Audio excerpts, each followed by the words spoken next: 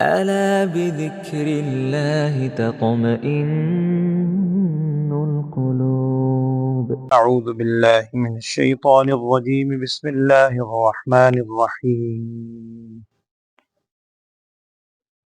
والذين استجابوا لربهم وأقاموا الصلاة وأمرهم شورى بينهم ومما رزقناهم ينفقون. والذين إذا أصابهم البغي هم ينتصرون.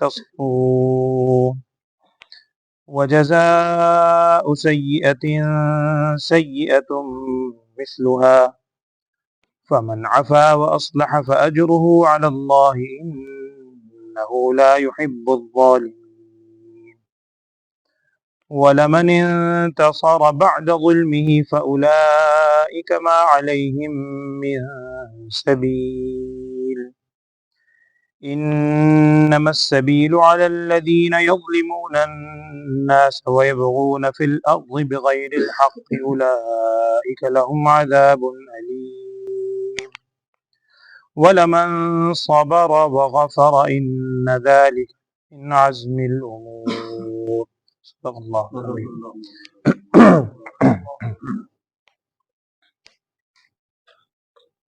بسم اللہ الرحمن الرحیم.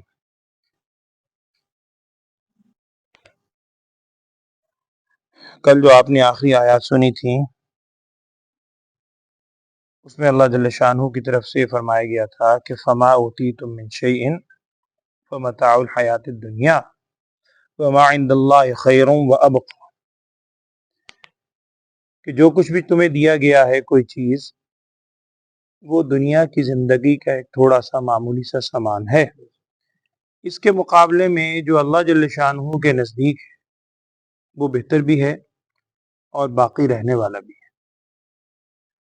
وہ اللہ جل شانہ کے ہاں اعمال باقی کس کے رہیں گے، کون سے اعمال مقبول ہوں گے، کس شخص کے لیے آخرت کے اندر اچھی جزا اللہ تعالیٰ عطا فرمائے گا، اس کی آگے چند صفات بیان ہونی شروع ہوئی تھی۔ دو صفت آپ نے کل سنی تھی کہ پہلی صفت تھی للذین آمنوا وعلی ربہم یتوکلون۔ ایمان تو بنیادی شرط ہے کہ وہ صاحب ایمان ہو، لیکن عملی زندگی میں پہلی صفت یہ ہے کہ وہ اللہ کی ذات پر پورا بھروسہ رکھنے والا ہو، اللہ کی ذات پر اس کو پورا بھروسہ ہو۔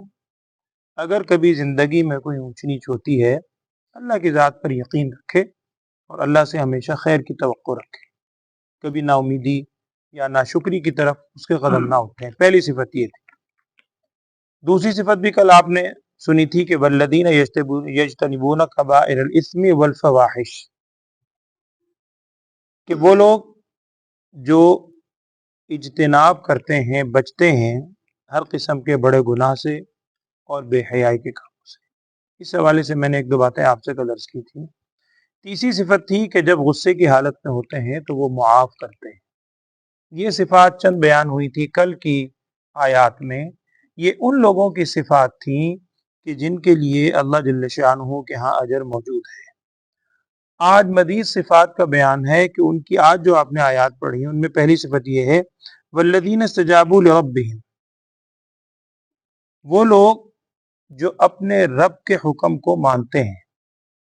استجاب یعنی قبول کرنا، اپنے رب کی بات قبول کرتے ہیں، مانتے ہیں اور نماز قائم کرتے ہیں۔ اور آگے مزید ان کی صفت کیا ہے کہ ان کے باہمی معاملات مشورے سے طے ہوتے ہیں۔ وَأَمْرُهُمْ شُورَى بَيْنَهُمْ، یہی وہ لفظ ہے میں نے عرض کیا تھا جس وجہ سے اس پوری صورت کا نام ہی سورہ شورا رکھا گیا ہے، کیونکہ یہاں شورا مشاورت کا لفظ اس کے اندر آیا ہے۔ یاد رکھیے کہ جو کام قرآن و حدیث میں بالکل واضح ہیں ان میں تو مشاورت نہیں ہے، وہ تو بالکل واضح ہیں دو دو چار کی طرح، نہ اس میں کسی مشاورت کی ضرورت ہے۔ حلال و حرام بین، آپ صلی اللہ علیہ وسلم نے فرمایا۔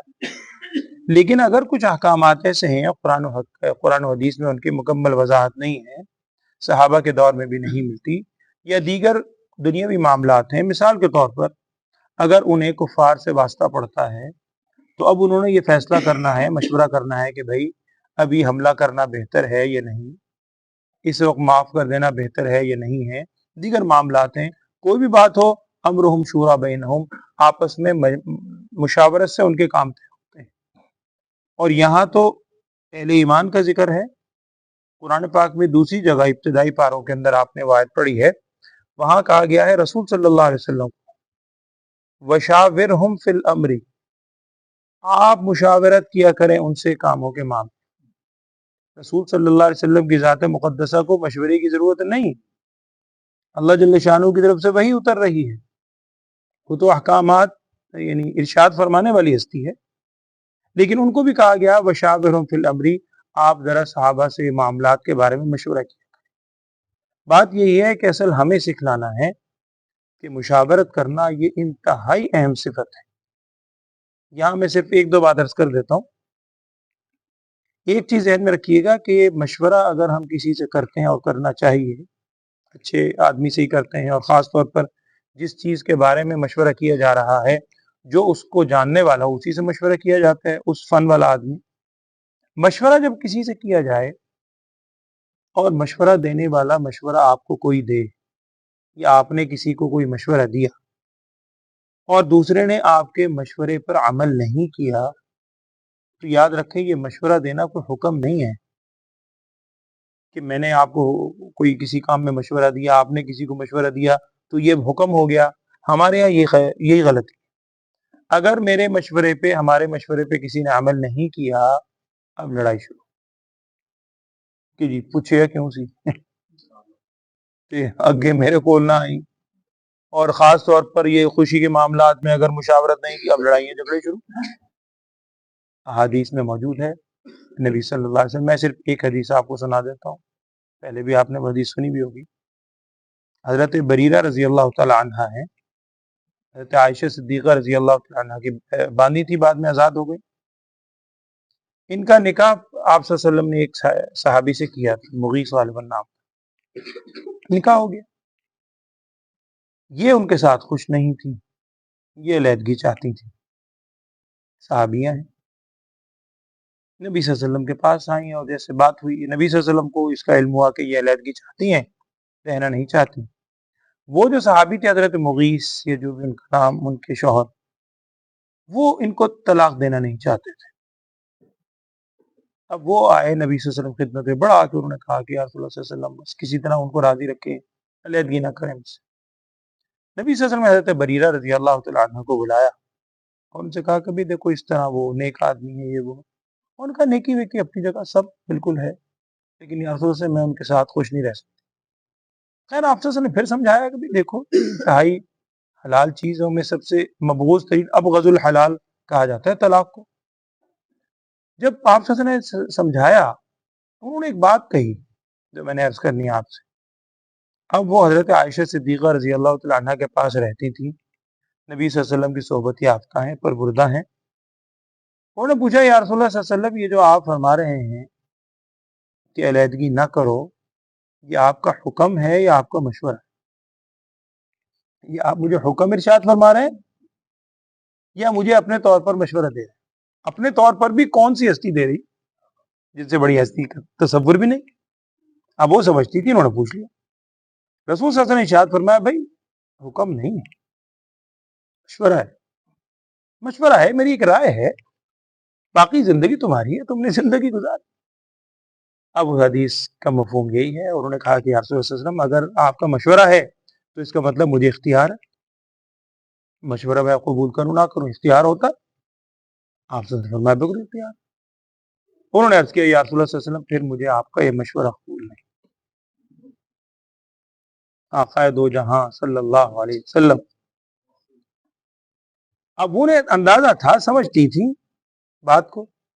آپ سے ارشاد فرمایا اچھا ٹھیک ہے، باقی اور علیحدگی ہوگی، علیحدگی ہوگی تو نبی صلی اللہ علیہ وسلم نے کوئی اس پہ ذرا سا بھی کوئی رنج ہو یا کوئی محسوس کیا ہو کہ جی مشورہ قبول نہیں کیا۔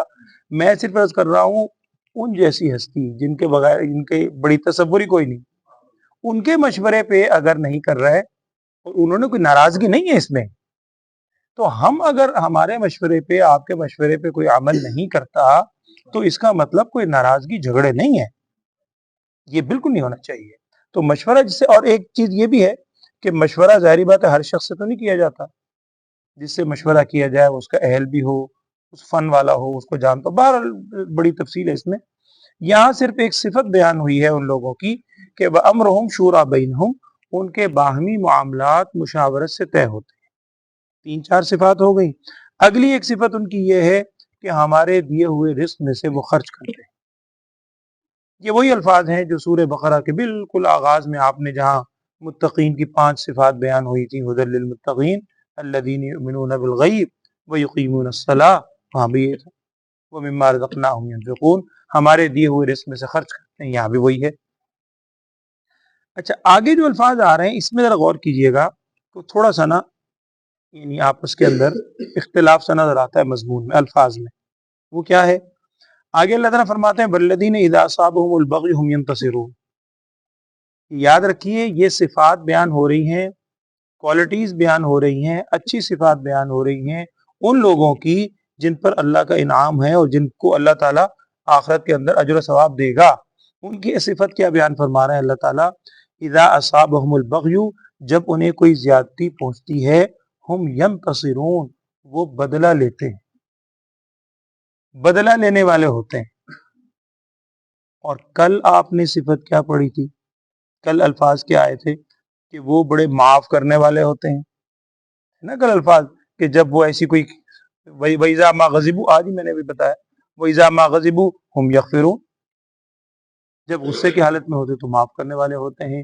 اور یہاں صفت ہو رہی ہے کہ جب انہیں کوئی زیادتی پہنچتی ہے وہ بدلہ لینے والے ہوتے ہیں. تو بدلہ لینا، معاف کرنا، یہ تو دو الگ الگ چیزیں ہیں اور دونوں کو ان کی صفات میں بیان کیا.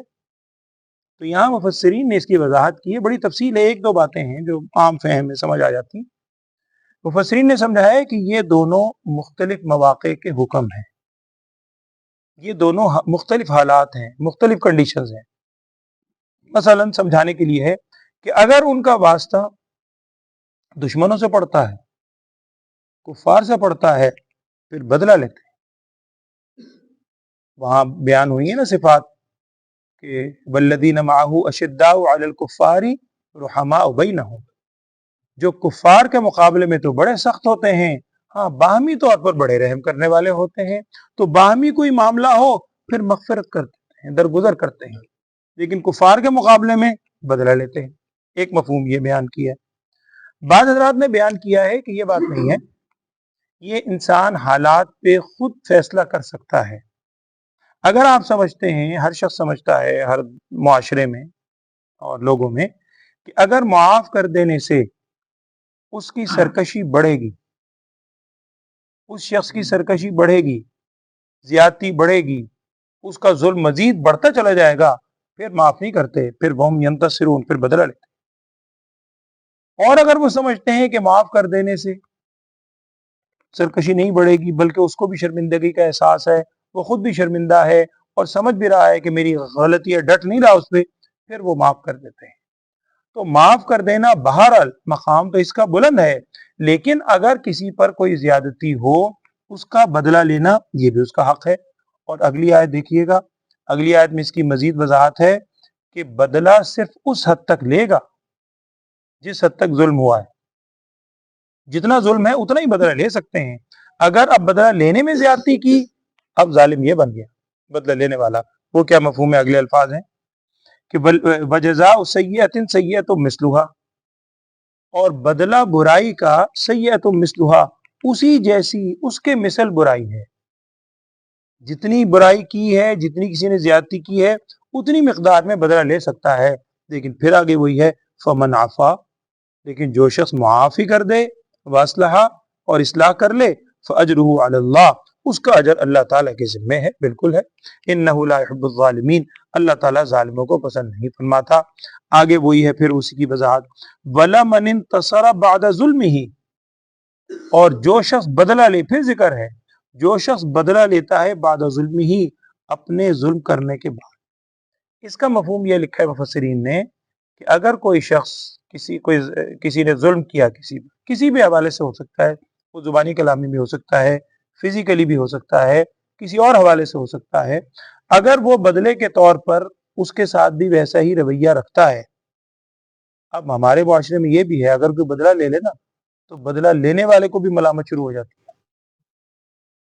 تو یہاں اس کی وضاحت ہے کہ وَلَمَنِ انتَصَرَ بَعْدَ ظُلْمِهِ فَأُولَٰئِكَ مَا عَلَيْهِم مِّن سَبِيلٍ، جو بدلہ لیتا ہے اپنے ظلم ہو جانے کے بعد، یہ وہ لوگ ہیں ما علیہم من سبیل، اب ان پر کوئی راستہ نہیں، اب ملامت کا راستہ نہیں، اب آپ نے ملامت نہیں کرنی۔ ملامت کا راستہ کس کے لیے ہے؟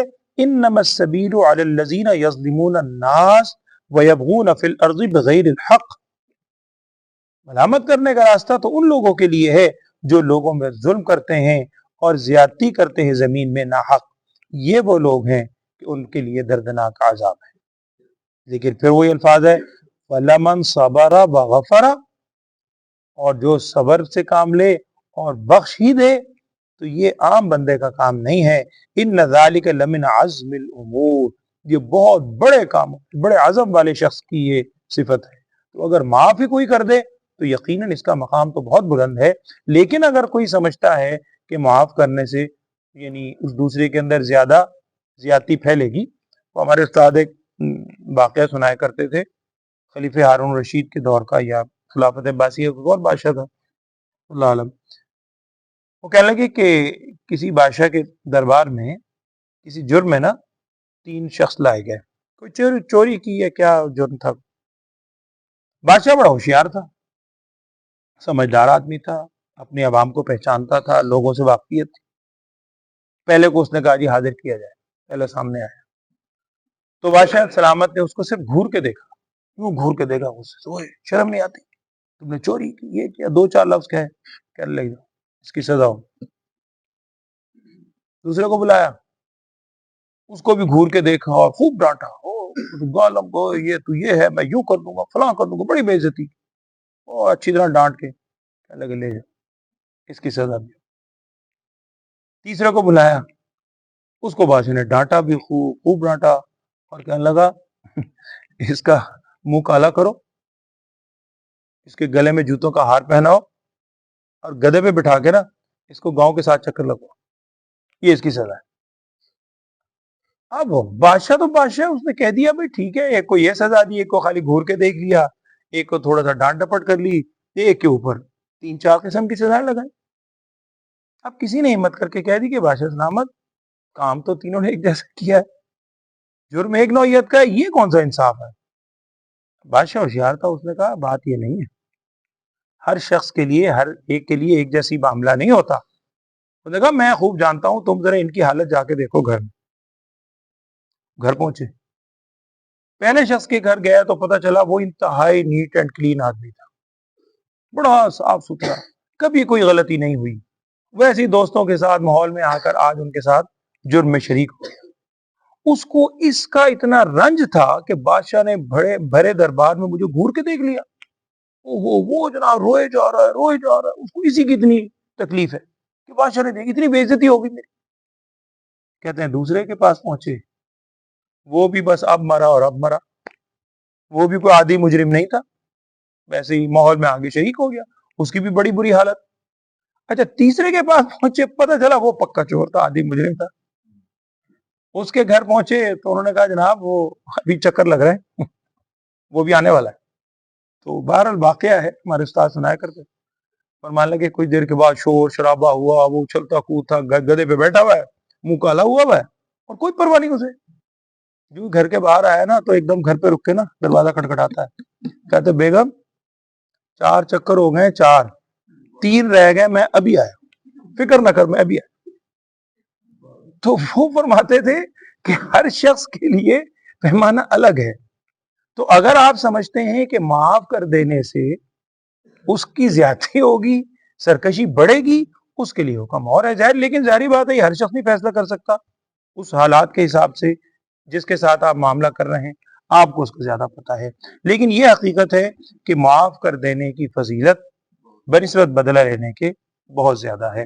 نبی صلی اللہ علیہ وسلم نے بھی، وہ سیرت کے سارے واقعات آپ کے سامنے، آخری بات میں عرض کر دیتا ہوں، فتح مکہ کا موقع ہے، آپ جانتے ہیں سن 8 ہجری ہے، سارے مکہ کے لوگ کھڑے ہوئے اور ساری ہسٹری ان کے سامنے ہے کہ یہاں اتنی تکلیفیں پہنچائیں، طائف گئے وہاں تکلیف پہنچی، ہر جگہ نکلنے پہ مجبور کر دیا، مدینے جا کر بھی چین سے نہیں رہنے دیا، کبھی بدر میں پہنچے، کبھی احد میں پہنچے، کبھی خندق میں پہنچے، ہر طرح اب جب آپ صلی اللہ علیہ وسلم نے ان سے پوچھا کہ تم میرے بارے میں کیا سوچتے ہو، کیا وہ بیچارے چپ. اور واقعتاً اگر آپ صلی اللہ علیہ وسلم ان کے لیے سزائے موت کہتے 100%، اس کا حق تھا، انہیں مستحق تھے اس کے. لیکن نبی صلی اللہ علیہ وسلم یہ ارشاد فرمایا تھا جس کا مفہوم ہے میں آج تم سے وہی کہتا ہوں جو میرے بھائی یوسف علیہ السلام نے اپنے بھائیوں سے کہا تھا. سورہ یوسف کی آیت بھی ہے لا تثریب علیکم اليوم یغفر اللہ لکم وہو ارحم الراحمین، کوئی تم سے باز پرس نہیں ہوگی، جاؤ میں نے تمہیں معاف کیا. اس معافی کے بارے میں لکھا ہے سیرت نگاروں نے کہ آپ صلی اللہ علیہ وسلم کی پوری سیرت اٹھا کے دیکھیں، اتنی بڑی تعداد اسلام میں داخل نہیں ہوئی جتنی فتح مکہ کے بعد ہوئی. سارے جوک در جوک آ رہے ہیں، ادھر سے آ رہے ہیں، ادھر سے آ رہے ہیں، سب آج کل مکہ. تو بہرحال معاف کر دینا اگرچہ ہے بہت، اور یہاں قرآن میں بھی کہہ رہا ہے وَلَمَنْ صَبَرَ وَغَفَرَ إِنَّ ذَلِكَ لَمِنْ عَزْمِ الْأُمُورِ، بڑے عزم امور والوں کے حصے میں یہ چیز آتی ہے. اللہ ہمیں بھی توفیق دے، آمین. اچھا ایک چیز یہاں دیکھیے گا، یہاں حفاظ بیٹھے ہیں ماشاءاللہ، کافی قرآن حضرات بھی بیٹھے ہوئے.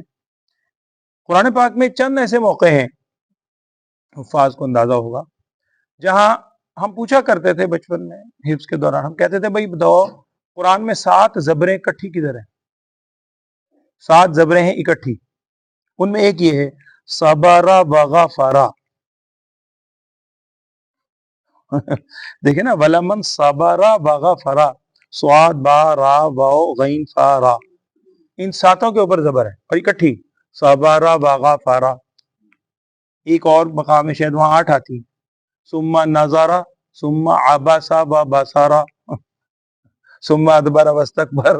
قرآن میں اس طرح کے حروف ہیں، بہرحال یہ تو ایک الگ ہے.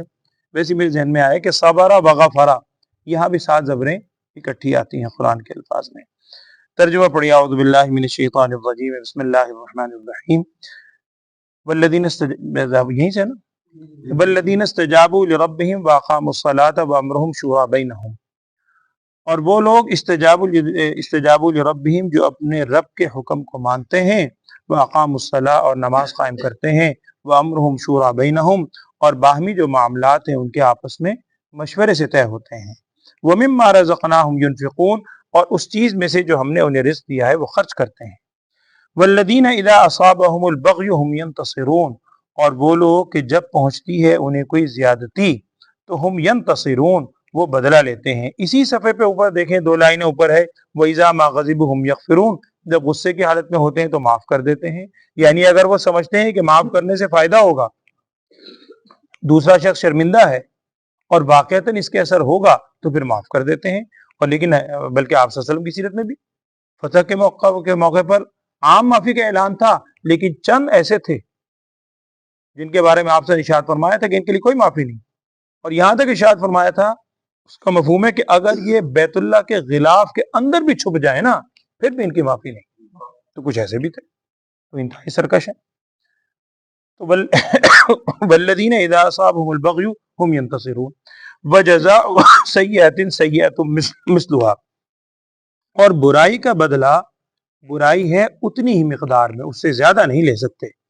فمن عفا واصلح فاجرہ علی اللہ، جس شخص نے معاف کر دیا اور اصلاح کر لی اس کا اجر اللہ کے ذمہ ہے. انہ لا يحب الظالمین، بے شک اللہ تعالیٰ ظالموں کو پسند نہیں فرماتا. ولمن انتصر بعد ظلمہ، اور جو شخص بدلہ لے اپنے ظلم ہونے کے بعد، جب اس پر ظلم ہوا اس کے بعد اگر بدلہ لے لے، اب اس کو آپ ملامت نہ کریں. فاولئک ما علیہم من سبیل، یہ وہی لوگ ہیں کہ جن پر کوئی راستہ نہیں ہے، ملامت وغیرہ کرنے کا ان پر کوئی راستہ نہیں. انما السبیل علی الذین یظلمون الناس، ملامت تو ان لوگوں پر ہے جو لوگوں پر ظلم کرتے ہیں، ویبغون فی الارض بغیر الحق، اور زمین میں ناحق سرکشی کرتے ہیں. یہی لوگ ہیں اولئک لهم عذاب علیم، جن کے لیے عذاب انتہائی دردناک. ولمن صبر وغفر، اور اس شخص کے لیے جو صبر کرے اور درگزر سے کام لے، معافی سے کام لے. ان ذلک لمن عزم الامور، بے شک یہ یعنی یہ صبر کرنا، معافی کرنا، یہ ان لوگوں کے حصے میں آتا ہے جو بڑے ہی عزم والے ہیں، ہمت والے لوگ. اللہ تعالی ہمیں بھی اسی طرح کی ہمت کرنے کی توفیق دے، آمین. الحمدللہ رب العالمین.